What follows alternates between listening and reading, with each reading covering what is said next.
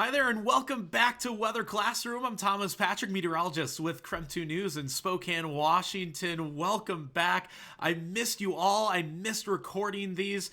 And, well, the weather got pretty crazy here in the Northwest. So that's why we went on a bit of a Weather Classroom hiatus. We were dealing with this onslaught of heat and wildfires and poor air quality. So now, since the weather has settled down through late August, let's take a moment to look back and cover the air quality topic, because you may have seen us use the air quality index on our news and broadcasts, and I don't want that to be some mysterious number pulled out of a hat that's just passed along to you. I want to show you that there's actually quite a bit of science and calculations that go into reaching the air quality index and how that impacts our daily lives, since we've been using that so recently, especially here in Eastern Washington. So that brings us to our topic today on air quality, and what we are really measuring is the pollutants in the atmosphere. Obviously, the air is mostly nitrogen and oxygen and trace other elements, sometimes water vapor, but what about all that other crap that gets embedded and mixed into the atmosphere? Well, that's what we would consider pollutants, and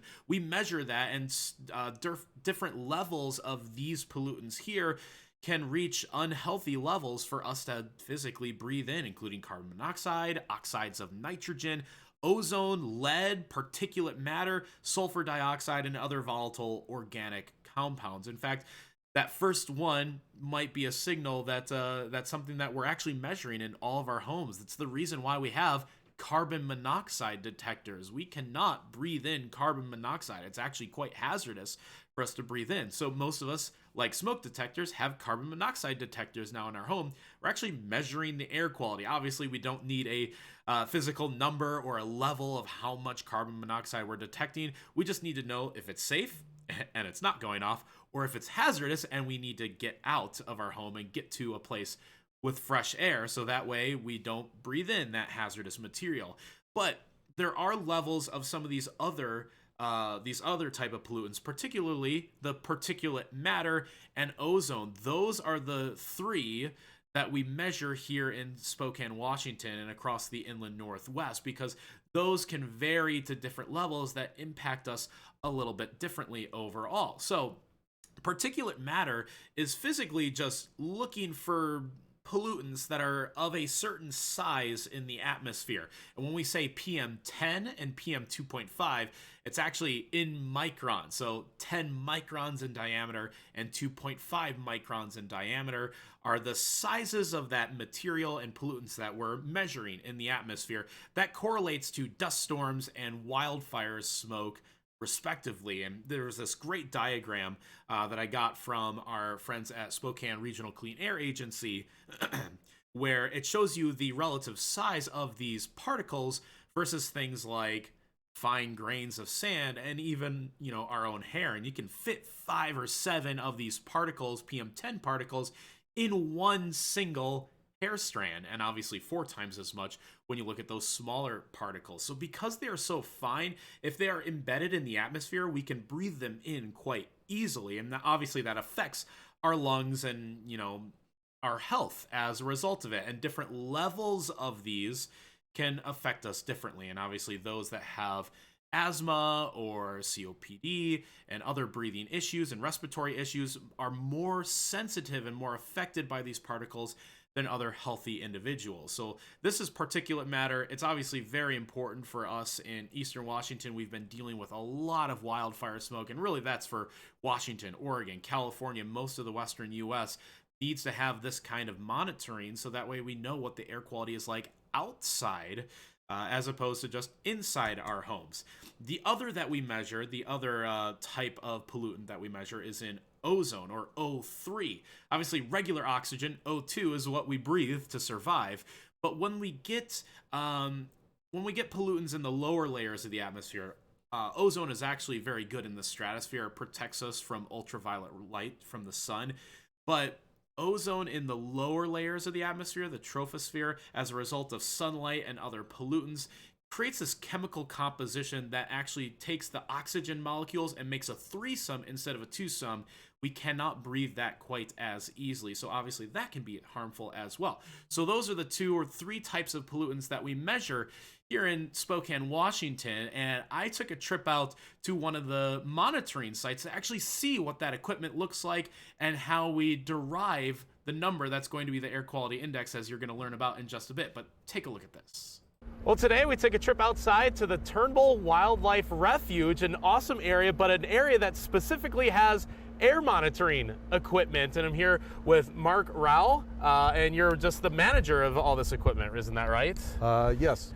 Okay, excellent. Well, so you're going to be able to tell us pretty much everything that we're seeing behind us. So yeah, just give us the 411 and let's just go through everything kind of one piece at a time and what we're seeing, what we're measuring, and just how the equipment works.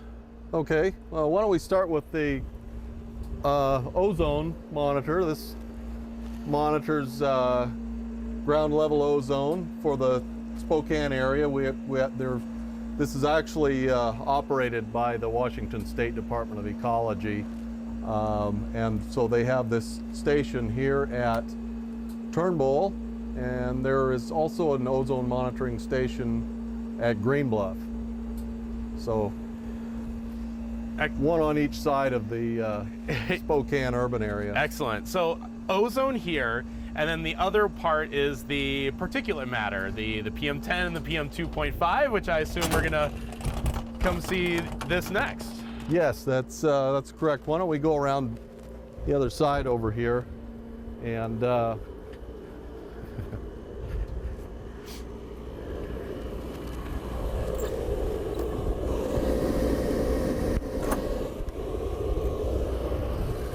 Okay, so it's not a refrigerator. no. So talk us through what we're all seeing here in terms of not just the monitor, but this is just processing pretty much the air quality in real time. Yeah, this monitor is this is called a beta attenuation monitor, and so you can open this up. So this is a sample filter. It's in a form of a tape, so that's our sample filter tape.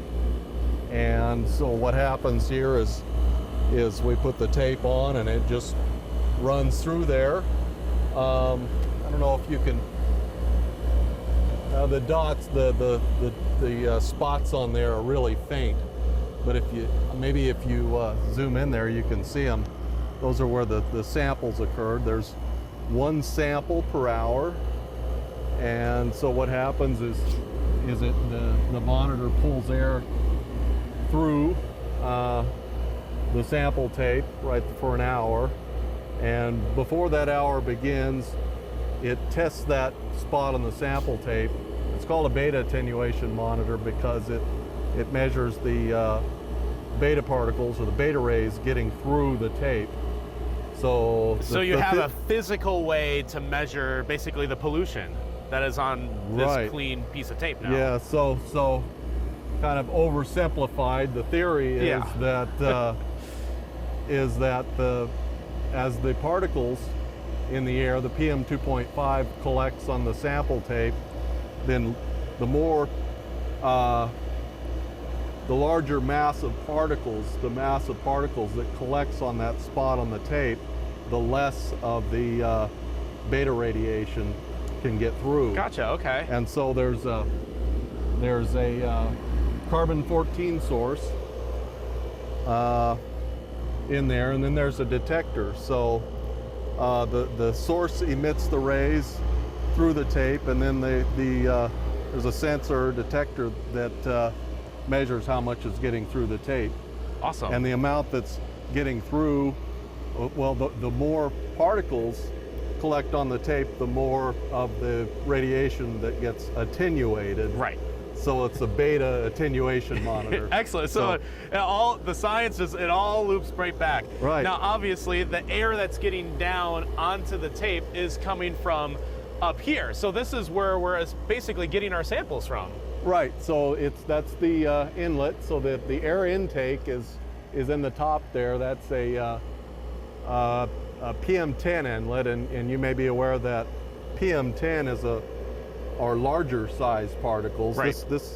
Well, we're monitoring PM10 here because our PM10 2.5 monitors, which is most of our monitors for particulate matter, also have a second stage of particle separation, which this one does not have. I neglected to mention that to start off with. This is a PM10 monitor, and it's particles that are 10 micrometers in diameter and smaller. And that's going to hit basically what we care about most here, which is the wildfire smoke, and that ends up falling in that PM10, PM2.5 range, right? Right, so this will pick up wildfire smoke.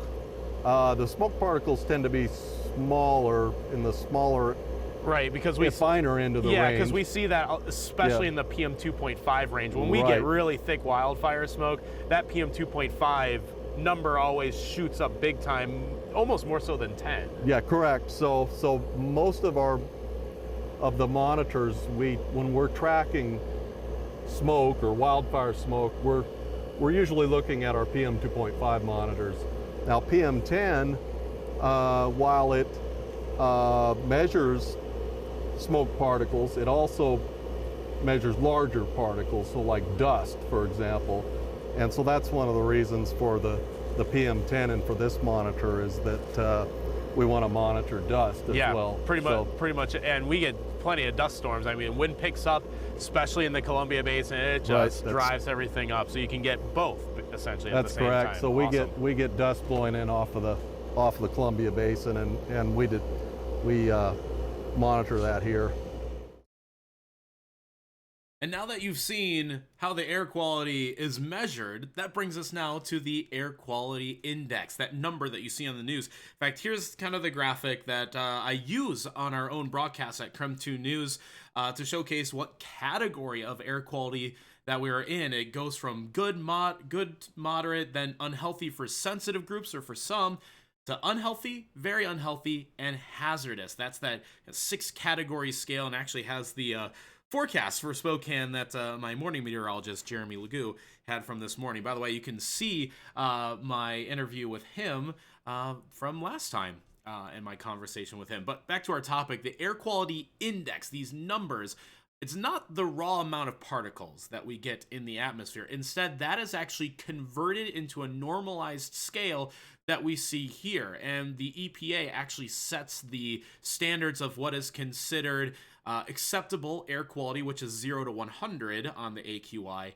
to unhealthy for sensitive groups at 101 and then below, or those higher numbers. And that's where we get. So the lower the AQI is, the better the air quality is overall, and then obviously it drops throughout that scale. And our friends at the Spokane Regional Clean Air Agency gave us this cool magnet that I'm gonna have for our friends in our own newsroom here, and it's just that same scale here. So basically, if the AQI is 101 or 100 or higher, which is obviously worse on that AQI scale, that's when we start to feel effects, and it's all normalized. So different parts per million for particulate matter versus parts per billion in terms of ozone makes a difference. So we have to basically standardize that all into one scale here. So it's a bit of a calculation. Also, that air quality index, when it is reported to the EPA, it's actually a rolling 12 or 24 hour scale depending on the pollutant. So when it comes to wildfire smoke and dust particles, the particulate matter, it's actually a 24-hour total measurement.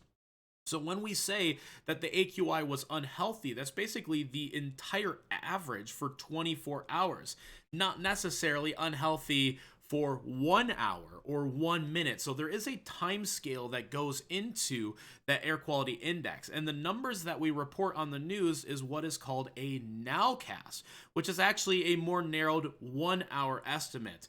And I was very interested to learn that this is pretty much a very new type of number. It's almost like a forecast, but it's more so like a nowcast, like what's happening right now versus what's happening over the past 24 hours. And that actually is so important when it comes to things like wildfire smoke and dust particles, that particulate matter, because it can change so quickly. So what was really what was most interesting to learn was that, say we just had a dust storm start, like right now, it made it so that like it was foggy and you couldn't see outside, was more difficult to breathe. Well, the air quality index for the previous 24 hours might still be listed as good, because you had 23 hours of good air quality and then 1 hour of unhealthy air quality. Well, that still averages out to good, but that doesn't help us for right now. So that's where that nowcasting AQI scale comes from,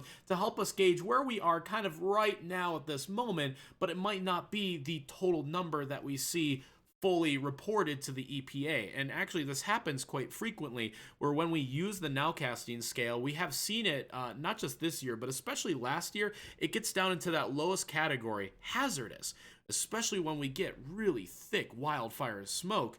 We've had hours that were in the hazardous range, but when we compile that 24-hour midnight to midnight number, well, if we only had 2 hours of hazardous and 2 hours of unhealthy and then 20 hours of very unhealthy, well, then that averages out to very unhealthy. It's not just the worst 1 hour, it is the complete 24 hours, and you have to take that average, and that's the data that we actually look back when it finally gets reported to the EPA. Our friends also gave us this awesome kind of like sliding scale of, and it shows kind of the same thing here, where, let's see, let's go for the different categories, whether we are in, for good in terms of the air quality, doesn't affect anybody. We're happy to enjoy our outdoor activities. When it gets into the orange category, those who are sensitive to asthma, lung disease, very young children, very elderly adults might be more affected when our air quality is in that 100 to 150 range, as opposed to when it gets into the unhealthy category. Now everybody starts to feel it. And for me personally, when our air quality gets into that unhealthy range, yes, we smell the wildfire smoke. For me, two things happen. One, I get eye irritation. Like my eyes start getting very scratchy. I feel like I have to wash my face very often. That's even if I'm outside for like 15 or 20 minutes. If it's much longer, which is actually what happened to me last week, our studio was not filtered out very well in terms of air quality. Well, my lungs start to feel it a little, or my throat starts to feel a little bit more. So if I've seemed even a little bit sniffly today, it's actually because our air quality got so bad and I had to pretty much experience it for about 18 or 20 hours on one day. And yes, I had some health effects as a result of it. So even healthy individuals like myself, and maybe like yourself who's watching this, are probably thinking, oh, even if it's unhealthy, I can go outside and maybe do a quick workout. Well, we all are more sensitive or less sensitive to the air quality than one another. But if you want to be truly safe, when the air quality gets bad, especially in terms of wildfire smoke, I know many of us have masks, but you're going to want an N95. This is the one that that creates that seal between your nose and your chin, and it helps to filter out the most particles most efficiently, more than what a cloth mask is going to do, because, it might come in the sides where you're not fully protected. So if you want to be extra safe when our air quality does drop into either unhealthy for sensitive groups or full-on unhealthy, an N95 mask is going to protect you the most if you do have to be outside, especially for long durations of time. We're talking at least an hour, if not all day, because some of us have to work outside for 8 hours, and this is what's going to give you the most protection there.